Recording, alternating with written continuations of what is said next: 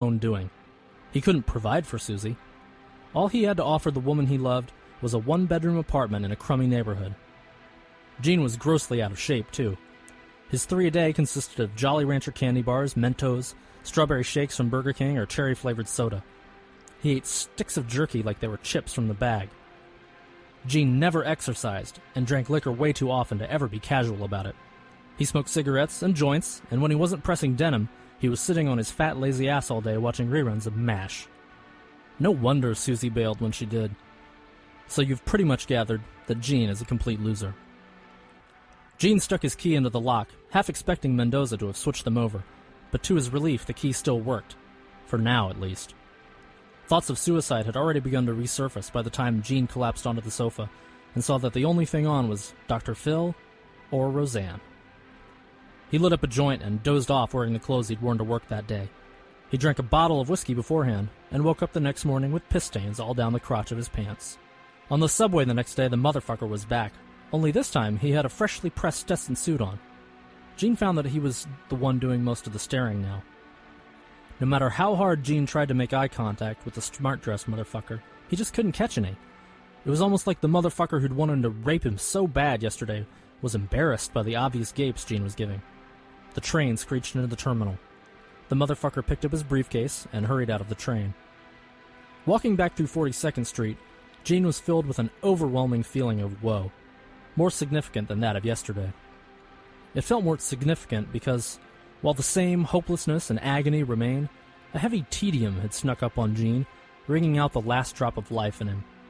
This city was so fucked up. Gene's dad once told him, "A city that lacks the fear of death is a man after my own heart," whatever that means. Sometimes you gotta destroy the town to save it. Gene walked under the tall stone legs with windows punched in at the kneecap and watched tongues of tarmac taking cars to and from its hub like lambs catching sight of the slaughterhouse unit, the virus entering its host. Conveyor belts of homunculi cased between peanut shells of metal. He got to the front steps of his apartment and saw the door caved in. There were handprints of blood streaked across the window that continued along the hallway inside. A woman's dress and underwear lay in a wet bundle on the reception desk. Gene could hear women screaming and the cutting clamor of Mr. Mendoza laughing maniacally. Gene got the hell out of there. He wandered to the store, where some kids hustled him for a light. When he said he didn't have one, which he did, they stole his pants and took it anyway.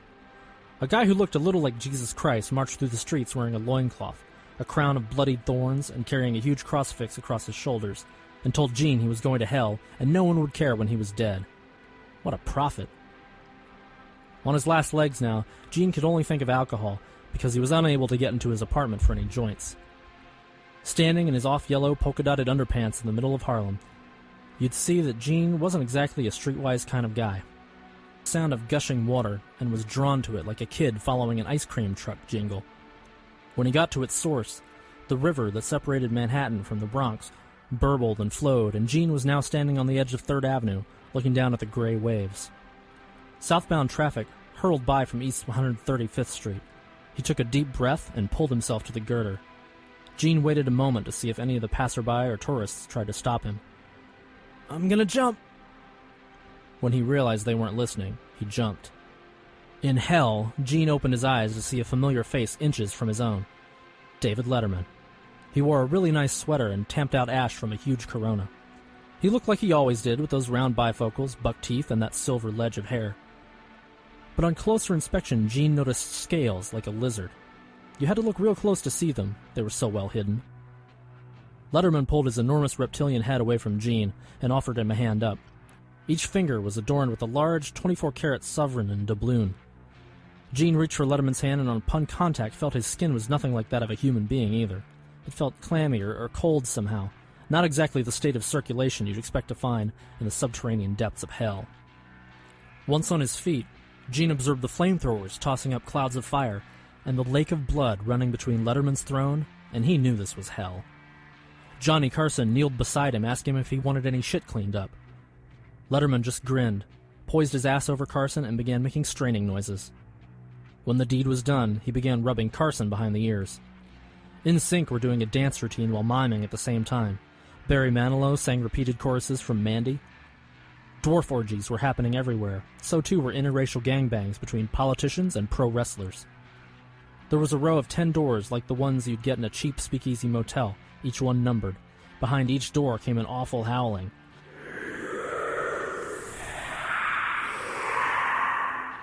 Letterman smirked at Gene and pulled a rod of bone from the lake of blood that had been carved in the shape of an Emmy Award. I'm your overlord, maggot. Now ain't your time, so get the fuck back up there. Hang on to your wigs and keys. With that, Letterman stuck Gene on the skull with the bone, and he dropped to the gravel. Gene woke up rubbing his head. A lump had already begun to form the size of a walnut. He was in a strange mansion somewhere and had no idea how he got there. The wallpaper was pinstriped red and white, which didn't in any way complement the cowhide shag. A poodle barked outside from a doghouse somewhere. He remembered the hot smell of cigar smoke on Letterman's breath, and the rest was too vague to recall in any great detail. The surface he was lying on belonged to a king-size mattress, and it was so comfortable he had difficulty getting out of bed. Gene stretched and looked around the room. It was huge, like Hefner huge. Above the bed was a huge wooden shelf groaning under the weight of several philosophy and style books. In the chest of drawers, which he somehow knew was a flea market find, were dozens of wallet-sized condom tabs. Gene unwrapped one and began massaging the rubber sheath like a plush water snake. He went over to the silver mirror and couldn't believe what stared back at him. Gene's body had changed. Somehow his suicide had brought with it superior health. He was barrel-chested, for Christ's sake. Gene was broad-shouldered, too. He'd never been broad-shouldered before. His arms and legs pulsed with powerful pounds of muscle. His stomach was divided into a pack of 6, and Gene saw that in his off-yellow polka-dot underpants was a penis he didn't recognize either. It was fucking huge, throbbing and purple and fat. This all felt like some sort of beautiful dream until he noticed his face. Prior to all this, the one part of Gene he found least fault with was his face. His body went to shit, sure, but his face was never too bad. It was considered Gene's saving grace. If it weren't for his face, he would never have gotten laid. Now that Gene's face was all that, but you get the picture. In comparison with the rest of his body, Gene's face came off like fucking Brad Pitt. But now, it was different. While his body advanced, the face seemed distorted. It was like Gene had one of those old Scream masks on. He felt his heart begin to race and his belly twisted in weird ways at the sight of himself. Then he relaxed. He observed his body and profile and felt a little better. Gene realized he no longer had his taste for weed and whiskey. There was a knock at the door. He tried to say "come in," but was unable to move his mouth. The door turned and a girl walked in. She was great looking. Her hair was long and blonde, and she wore a tube top that pushed her breasts up just below her chin. "You want to fuck me?" the blonde girl said in a broken English accent. Gene nodded because that's all he could do from the neck up. "Call me motherfucker," she whispered. She strolled over to him and kicked off her heels. She started playing with Gene's new improved horse dick, and he forgot all about the disfigured appearance of his face. Gene could hardly remember the last time he'd felt this happy. "You're a big boy, aren't you?" the girl teased, flicking her tongue against the helmet. He was approaching a climax seconds into it. Gene was never a very good lasting lover, and threw one of his huge beefy hands onto the hot blonde's shoulders to steady himself. He pushed her down to groin level. Gene wanted to scream, I'm coming, you motherfucker!" as he felt the measure of cum make the long last journey from his balls to the tip of the penis head. Gene's cock fired out a round like a pump-action shotgun into the girl's face, hard, fast, and through the other side of her head. When Gene opened his eyes, he saw the headless blonde kneeling, still clutching onto the shaft of his penis. The room was awash with blood and spunk, and Gene saw that his load had fired straight through the girl and left a gigantic hole in the wall. He wanted to thank David Letterman. Praise the Lord. He wanted to shout, "I'm not a loser! I just blew a chick's head off with my fucking spunk bullet!" But, of course, he couldn't. Suicide had made him super virile. He thanked the good Lord David Letterman for this second chance at living life. Fuck Susie. Fuck Mr. Mendoza. Gene went to the window and drew back the curtain. It was a beautiful New York day outside. Suicide had granted him a new upstate mansion, too. He didn't know if he was alive or dead, and didn't care either. All Gene knew was that he liked things much better this way. He put the blonde girl's body into the laundry chute and went downstairs. He switched on the huge widescreen TV and dropped himself onto the IKEA egg chair. He opened a carton of orange juice, which wound up spilt all over his face. MASH was on, but he felt his brain required more than it was able to deliver. Something in him desired an intellectual challenge.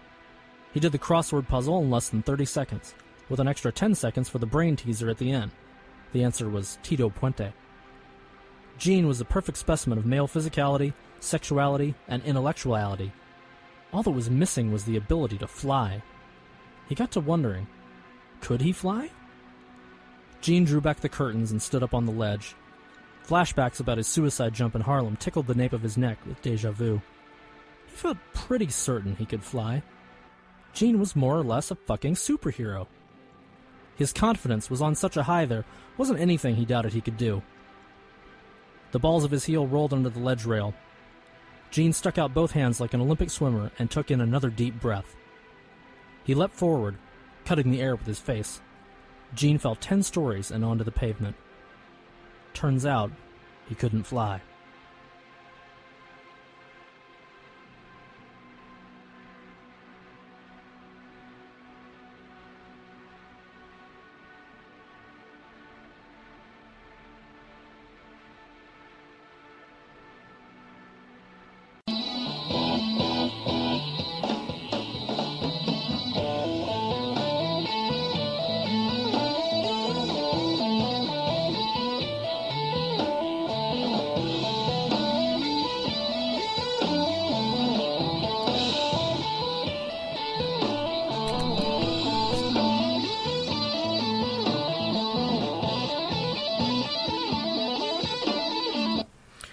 Alright, and that's Astra with Aurora Boros off their album The Weirding. And last but not least, we have Douglas Hackle with his story, Give Courtney Cute Whatever She Wants. And I'm going to play that for you now, and that's going to lead us out to the end of our episode. And next week we'll be back and with more guests and interviewing and all that. For now, Joe, enjoy Give Courtney Cute Whatever She Wants by Douglas Hackle.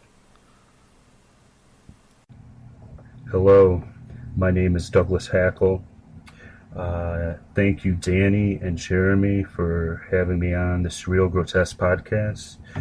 I recently finished writing a collection of short stories, mostly unpublished stuff. I'm presently looking for a publisher. This will be my first book. And right now I'm going to read a story from my collection. This story is called Give Courtney Cute Anything She Wants. As if in the act of supplication, Courtney Cute knelt on the carpet in front of the 20-gallon fish tank that occupied one corner of the living room. Transfixed, the tip of the child's button-cute nose touching the glass.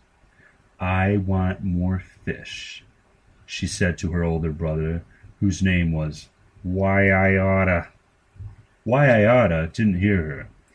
He sat on the couch, listening to the hit song Gerardo by the rock band Rico Suave through a pair of bulky 70s-era headphones. His 8-track Walkman was cranked up to the max. Courtney Cute rose from the carpet, walked over to her brother, tapped him hard on the shoulder. What? Wyatta said as he yanked his headphones off, obviously annoyed. I want more fish, Courtney Cute said.